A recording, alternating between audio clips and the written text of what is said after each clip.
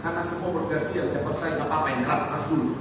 Kalau kemarin akhir bulan khotbah keras kan tertekan, Pak Pendeta dulu gajian lagi, Pak Pendeta khotbah keras-keras, kalau sekarang apa-apa. Saya mau bilang sekali lagi saudara, kabar buruk bisa datang kapan saja, buat siapa saja, termasuk orang-orang yang hidup dalam Tuhan. Saya suka menikmati TP imam-imam yang rata-rata saudara. Saya mau bilang sekali lagi saudara, kabar buruk bisa datang kapan saja. Tapi begini saudara, yang terpenting adalah bukan soal kabar buruknya, tetapi bagaimana respon kita. Sama-sama bilang sama saya, yang penting itu respon. Sama-sama bilang sama saya, respon itu penting. Amin. Kenapa saudara? Karena begini saudara, respon yang akan menentukan apa yang kita terima menjadi baik atau buruk saudara. Sekali lagi, respon yang akan sangat menentukan apa yang kita terima akan menjadi baik atau buruk. Sekalipun hal yang baik yang kita terima, kalau respon kita salah, hasilnya bisa buruk saudara. Tetapi kalau respon kita benar, hal yang buruk sekalipun bisa berdampak baik. Katakan amin. Nah, makanya semua aja saudara untuk melihat hari ini saudara, judul khotbah saya adalah bicara tentang bad news atau bicara tentang kabar buruk. Sama-sama bilang sama saya, kabar buruk. Nah, subjudulnya adalah bicara tentang cara yang benar dalam meresponi dari yang namanya kabar buruk. Doa saya, apapun kabar yang saudara terima hari ini, saudara tahu bagaimana merespon dengan benar sehingga kemenangan yang menjadi bagian kehidupan setiap kita. Sekali lagi tepuk tangan yang paling meriah buat Tuhan. Haleluya. Sama-sama bilang sama saya kalau respon yang benar. Sama-sama bilang sama saya kalau respon yang benar, aku akan melihat kemenangan. Tepuk tangan yang paling meriah buat Tuhan. Haleluya. Yosafat dalam hidupannya ketika dia menerima kabar buruk, endingnya dia melihat kemenangan. Kenapa? Karena dia punya respon yang benar. Ini yang sama-sama kita akan bahas dari seorang Yosafat. Yang pertama, apa respon yang benar ketika menerima kabar buruk supaya bisa melihat kemenangan? Yang pertama belajar dari Yosafat adalah mencari Tuhan. Sama-sama bilang sama saya, mencari Tuhan. Sama-sama bilang sama saya sekali lagi, mencari Tuhan. 2 Tawarik 20 ayat 3 kita baca. Ayat yang ketiga dikatakan apa di sana saudara? Yuk, yang sudah di sana ayat yang ketiga boleh bilang aku diberkati.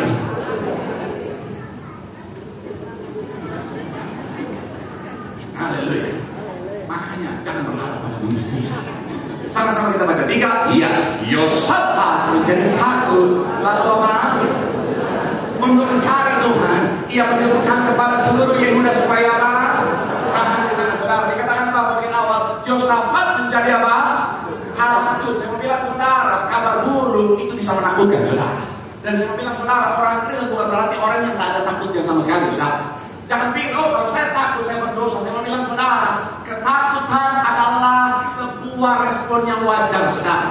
Ketika kabar buruk datang, saudara takut, itu wajar. Tapi begini saudara, yang berbahaya bukanlah soal takutnya, tetapi yang berbahaya ketika ketakutan itu menguasai kita saudara. Sama-sama bilang sama saya, menguasai. Amin. Jadi kalau misalnya ada ketakutan muncul oleh karena kabar buruk yang datang, saya mau bilang saudara, atasi ketakutan itu. Jangan biarkan ketakutan itu menguasaimu. Dan belajar dari Yosafat yang dilakukan adalah apa?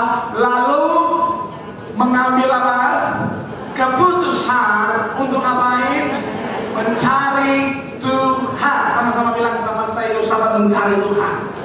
Saya mau bilang saudara, yang Yosafat lakukan pertama kali ketika dia terima kabar buruk adalah dia cari Tuhan. Dan situlah menjadi kunci awal Yosafat melihat kemenangan dalam hidupnya. Kenapa? Karena di dalam Tuhan ada kemenangan yang sejati. Katakan amin. Makanya saya mencatat di sini saudara, kalau hari saudara menerima kabar buruk, saya mau bilang saudara, cari Tuhan. Amin. Sekali lagi, kalau saudara hari ini saudara mungkin terima kabar buruk soal kesehatanmu, soal rumah tanggamu, karirmu, saya mau bilang saudara, cari Tuhan. Kenapa? Karena hanya dalam Tuhan ada kemenangan yang sejati atas setiap kabar buruk itu. Tepuk tangan yang paling meriah buat Tuhan. Kalau kau taruh menjadi yang pertama, yang paling utama dalam hidupmu, kabar buruk mungkin boleh datang, badai mungkin boleh datang. Kalau Tuhan yang pertama, yang paling utama yang kau cari dalam hidupmu, kau sementara membangun hidupmu dengan Tuhan yang menjadi fondasinya. Dan saya mau bilang saudara, kalau Tuhan yang menjadi fondasi hidup kita, mau seperti apapun badai gelombang, kita akan tetap teguh berdiri. Katakan amin. Karena dia adalah batu karang yang sekali lagi saya bilang saudara, cari Tuhan. Jangan anggap remeh berdoa. Orang di luar sana mungkin kamu ngapain berdoa.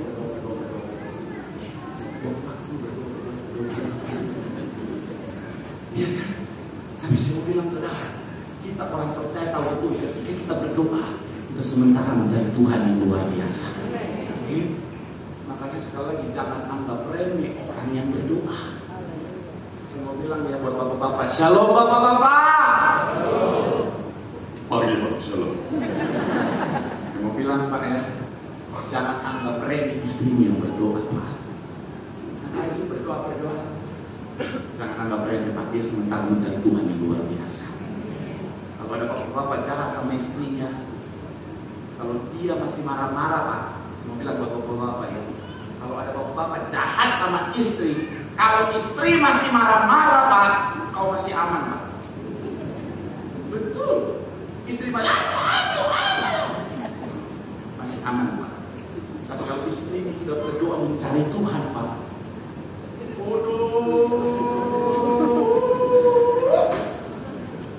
Tuhan melihat setiap doanya. Wih, ibu belum sempat.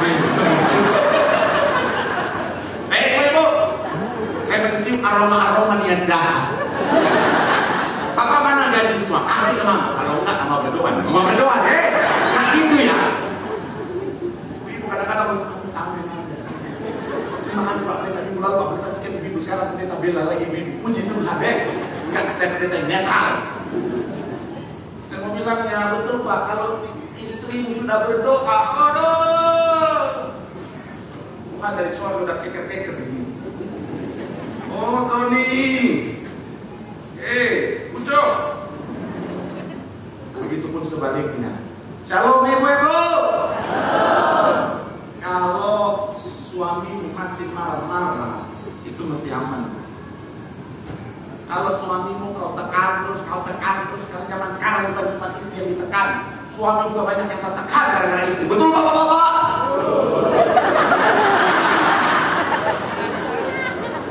Ternyata di sini banyak bapak-bapak yang tertekan. Tapi saya bilang betul, ada banyak bapak-bapak hari-hari tertekan gara-gara istrinya. Nah saya mau bilang ya bu ya, kalau kau tekan suami itu terus, tekan terus, dikit koreksi, dikit hakimi suami. Ada ini kadang-kadang memang ada roh hakim tuh dah. Dikit hakim, kalau dia masih marah-marah, kalau suami masih marah-marah, kau masih aman. Kalau suami sudah berlutut berdoa. Kenapa ibu agak premium ya? Ya, bapak dia suami saya makan aja nggak berdoa ya. Kalau bapak kadang-kadang begitu sih ya. Saya mau bilang gimana aja. Tapi saya mau bilang tapi aku kadang-kadang Pak, ternyata saya nggak marah-marah itu suami saya nggak tekan-tekan dia. Kadang-kadang sesederhana saudara banding-bandingkan dengan suami orang itu bikin suami tertekan loh. Ketawa-ketawa sama Pak dia tuh suami tetangga juga, suami tetangga itu sih suami tetangga. Ada yang bandingkan dengan suami tetangga. Pak, dia tuh suami tetangga Pak. Tiap pagi sebelum berangkat bekerja, dia cemburu istrinya. Suaminya bilang, ya papa juga pengen lakukan itu Pak, tapi kan papa gak kenal sama istrinya. Oh Tuhan, itu suaminya salah. Tapi saya mau bilang kalau suamimu sudah berdoa, itu bahaya. Makanya saya mau bilang mohon maaf ya, kalau orang jahat jahatin orang baik, terus orang baik itu berdoa, Tuhan melihat setiap air matanya. Maka sekali lagi saya mau bilang saudara hati-hati dengan orang baik yang berdoa. Kenapa? Karena kalau sudah mencari Tuhan, kemenangan pasti jadi bagian dalam hidupnya. Kamu bukan yang paling saya buat. Bilang sama yang kiri, ketika kamu datang, bilang sama yang ngomong berdoa cari Tuhan. Di situ ada kemenangan. Tepuk tangan sekali lagi yang paling ya buat Tuhan. Yang kedua, apa respon yang benar ketika kamu berdoa di depan setiap kita belajar dari Yosamat? Yang kedua adalah berharap dan mengandalkan Tuhan. Sama-sama bilang sama saya berharap. Sama-sama bilang sama saya mengandalkan Tuhan. Coba kita lihat ayat yang keempat. Masih dalam 2 tahun 20. Saudara bisa tandai kan kita kembali ke sana sepanjang pembahasan kita. Yuk, ayat yang keempat dikatakan apa di sana? Sudah sana boleh bilang haleluya. 3, iya. Dan Yehuda berkumpul untuk apa ini? Meminta pertolongan daripada Tuhan. Mereka datang dari semua kota di Yehuda untuk apa? Mencari. Sama-sama bilang sama saya sekali lagi berharap sama Tuhan. Sama-sama bilang sama saya mengandalkan Tuhan. Saya mau bilang tentara kabar buruk datang di setiap kita, pastikan setelah kita mencari Tuhan, kita berharap dan mengandalkan Tuhan. Pak Pendeta, kenapa dibedakan Pak Pendeta? Saya mau bilang karena ada orang mencari Tuhan, tapi dia tidak berharap dan mengandalkan Tuhan, saudara. Ada orang berdoa, tapi mohon maaf ya, dia tak mengandalkan Tuhan, hanya formalitas saja datang sama Tuhan. Dia udah selesai, dia tak bisa Tuhan, tak bisa Tuhan. Ada orang yang gitu, saudara. Memang dia berdoa, tapi hanya formalitas, dia tak berharap dan mengandalkan Tuhan. Saya mau bilang saudara, makanya tak heran ada banyak orang tetap dalam ketakutan karena dia masih mengandalkan dan berharap kekuatannya sendiri, saudara. Kenapa ada orang-orang masih ketakutan dan akhirnya apa, saudara? Dikuasai oleh ketakutan karena dia masih mengandalkan manusia. Namanya manusia termasuk diri sendiri itu terbatas, jabatanmu terbatas, kekayaanmu terbatas. Kalau kau andalkan yang terbatas, ujung-ujungnya akan membawa pada ketakutan. Tapi kalau kau mengandalkan Tuhan yang tidak terbatas, akan ada keberanian yang luar biasa. Karena kita tahu kita berharap pada Tuhan yang luar biasa. Sekarang kita putarkan yang paling mulia dulu. Saudara, Yeremia pasal yang ke-17 ayat 7 dibilang begini, saudara. Diberkatilah orang yang ini anak malam, saudara. Sekolah minggu dulu pernah ya? Apa langsung jadi jemaat? Diberkatilah dan yang menaruh apa? Kata mengandalkan itu, saudara, itu juga bahasa aslinya itu batang. Iya, batang. Jadi mengandalkan bahasa aslinya itu batang, artinya percaya atau bergantung. Makanya saya percaya di surga paling banyak orang batang. Horas, kita batang bermasuk di surga. Papa situ lebih bagus, papa. Yes, masih mengusung. Jadi saya mau bilang kata-kata ini. Saya mau bilang saudara, bergantung. Kabar buruk boleh datang, tapi orang yang mengandalkan Tuhan akan memperoleh kekuatan, katakan amin. Kenapa? Karena dia bergantung pada Tuhan yang kuat. Maka sekarang saya mau bilang saudara, saya nggak tahu kabar buruk apa yang mungkin datang bagi saudara, tapi pastikan kita bergantung dan berharap sama Tuhan. Tidak ada ketakutan, karena kita tahu kita bergantung pada Tuhan yang kuat. Sekarang kita putarkan yang paling bagi yang kuat. Haleluya. Kita cepat kepada yang ketiga, kita punya 4 poin hari saudara. Yang ketiga saya mencatat apa respon yang benar ketika kabar buruk datang. Yang ketiga baca dari Yosafat adalah yakin akan kuasa Tuhan. Sama-sama bilang sama saya percaya kuasa Tuhan. Sama-sama bilang sama saya yakin akan kuasa Tuhan. Ayat yang ke-6 dikatakan apa di sana, saudara? Ayatnya yang ke-6 masih dalam 2 Tawarik 20. Yuk, yang sudah di sana 2 Tawarik 20 ayat 6 boleh bilang aku diberkati. 3, ya, dan berkata, ya Tuhan Allah nenek moyang kami, bukankah apa? Kuasa dan keperkasaan ada dalam tanganmu, sehingga tidak ada orang yang dapat bertahan melawan. Imam sudah siap-siap. Saya mau bilang saudara, Yosafat dia yakin akan kuasa Tuhan. Dia kenapa dipisah-pisah? Karena saya mau bilang saudara begini, yang tadi ada orang datang sama Tuhan, tetapi hanya formalitas saja.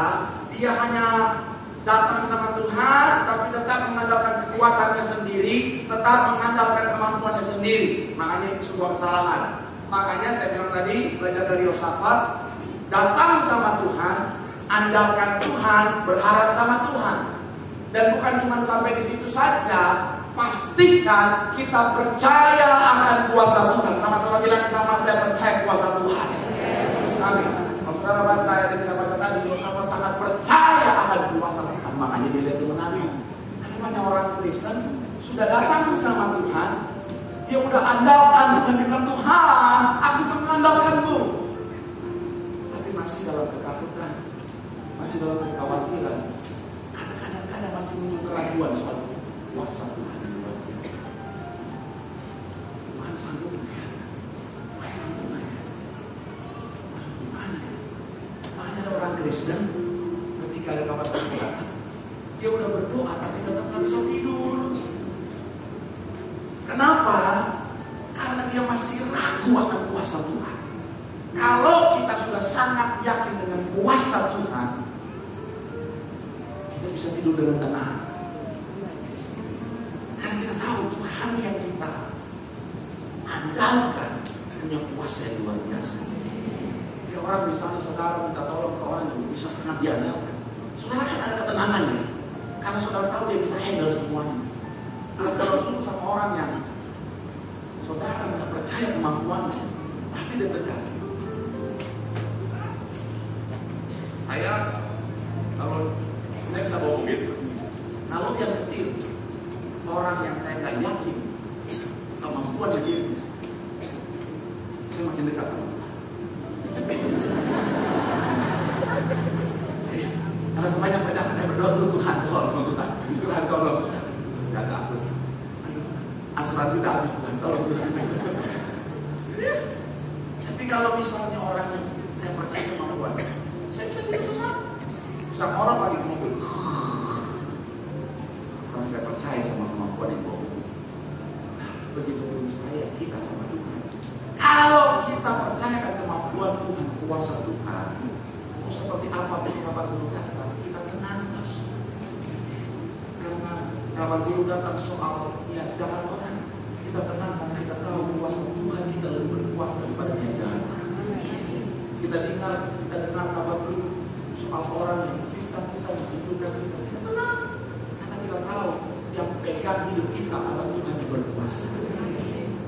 Ketika ada sakit penyakit, kita dengar kabar kita ada sakit penyakit kita tenang karena kita tahu kita punya Tuhan Yehova Rafa, Allah penyembuh yang sanggup melakukan mujizat. Saya dengar kabar teman dari mana saya dapat ada orang keluar di luar sana sekarang ringkas air kalau mati jelek-jelek kalau mati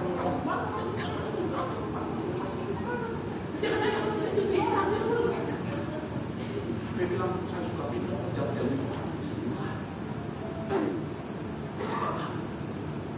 tapi saya tenang karena saya tahu yang handle hidup saya masa depan saya bukan dia. Percayakan kuasa Tuhan karena dia sanggup. Bilang karena dia apapun kabar buruknya, percayakan kuasa Tuhan. Dia sanggup. Tepuk tangan sekali lagi Pak.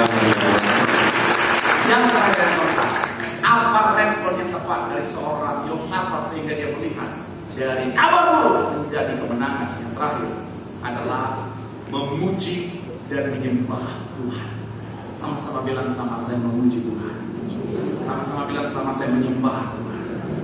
Ayat terakhir kita 2 Tawarik 20 ayat 18 sampai 19. 2 Tawarik 20 ayat 18 sampai 19 dikatakan apa?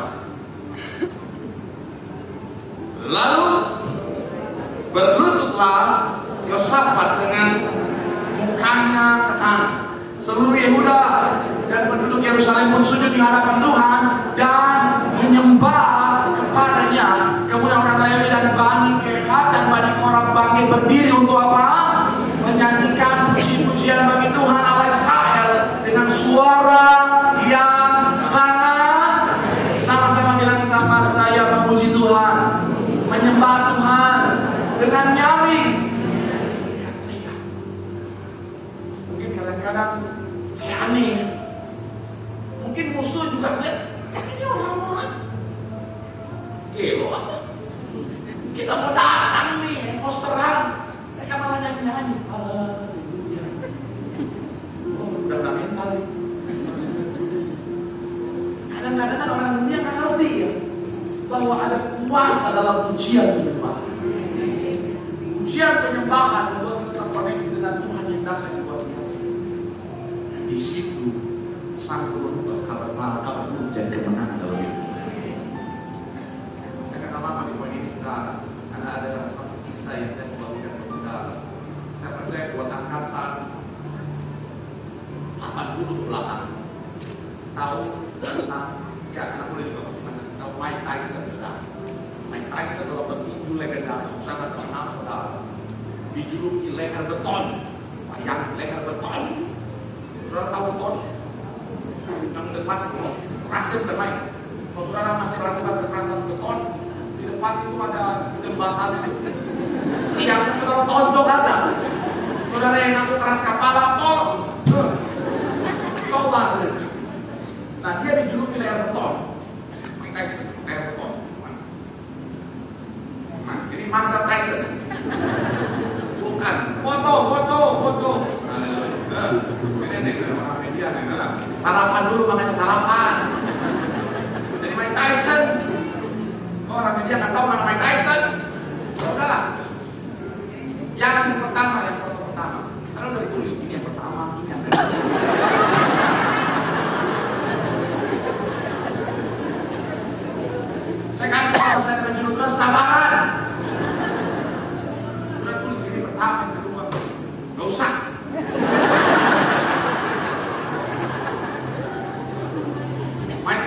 ya, dia pasti dia luar biasa. Dia bisa bikin KO lawan-lawannya di ronde pertama. Nah, pendeta itu kalau emosi juga bisa bikin KO orang media.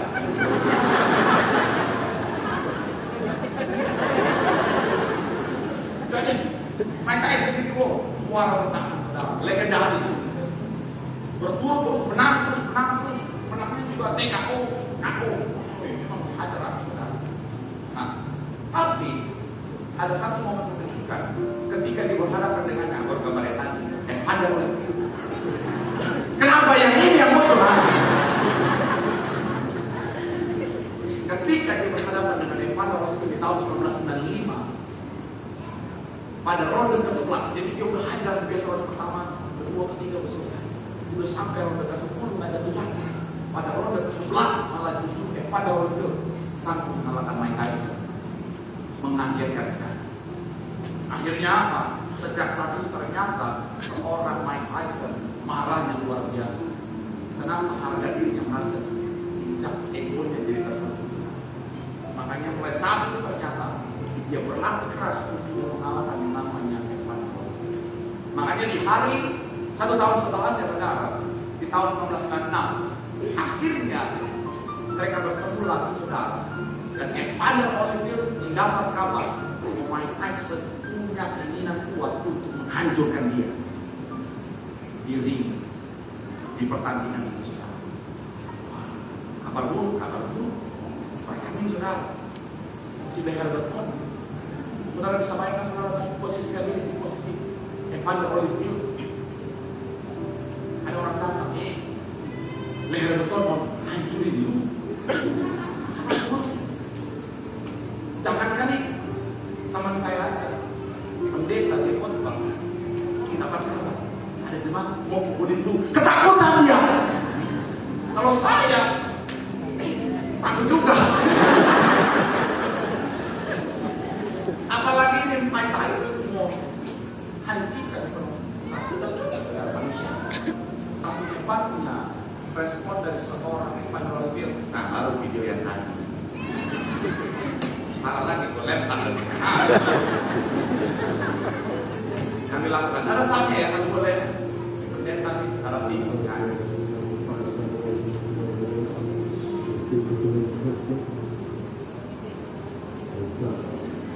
Everyone always does it time before a fight and pray.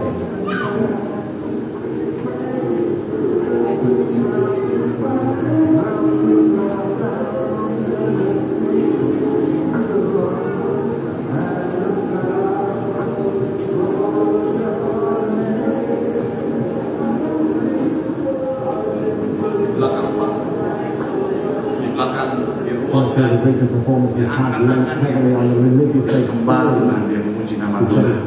Dan saya mau bilang, saudara, pada pertandingan ini Evander Holyfield melihat kemenangan menjadi bagian dalam hidupnya. Tepuk tangan sekali lagi Evander Holyfield. Saya nggak tahu apa yang saudara terima, tapi saya mau bilang, saudara, salah satu respon yang terbaik, angkat tangan.